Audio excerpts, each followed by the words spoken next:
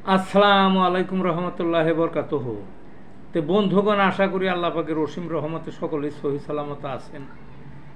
তো কবি Gazi Akkas Ali YouTube channel 017140885009 এর পক্ষ থেকে আপনাদের সকলের প্রতি রইল বন্ধুগণ একান্ত আন্তরিক শুভেচ্ছা ও ভালোবাসা।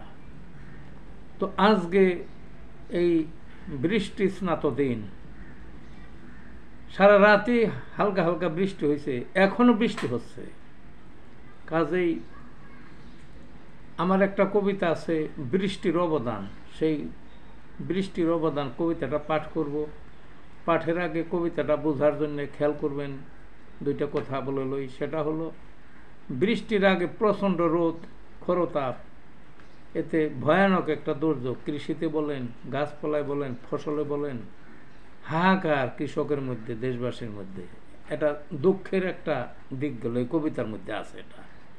পরে আবার কি, যখন বৃষ্টি শুরু হইল তখন কৃষকে কৃষিকাজ শুরু করলো, মাটিতে রস আসলো, নদীতে পানি আসলো, মাছ হলো, সব দিক দিয়ে সুখ আসলো। অর্থাৎ বৃষ্টির আগে ভয়ানক খরা হাহাকারে একটা দুঃখ ছিল, বৃষ্টি আসলো, সুখ আসলো।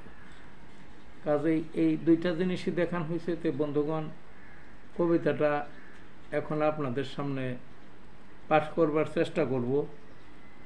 বৃষ্টির অবদান। চৌচির খরতাপ, মাটি ফাটে রোদে, চাষাবাদ বন্ধ, কৃষি নাই দেশে। চারিদিকে হাহাকার রৌদ্রের তাপে, খাল বিল শুকনা, পানি নাই বুকে। ডিপকল বন্ধ, পানি বহু নিচে, ঘুমহীন কৃষকেরা পানি কোথা পাবে।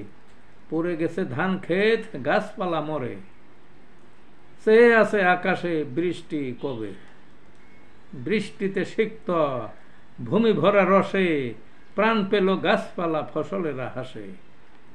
নদী খালে যৌবন, মাছে গেল ভরে, চাষাবাদ পুরো দমে, শান্তিতে সবে।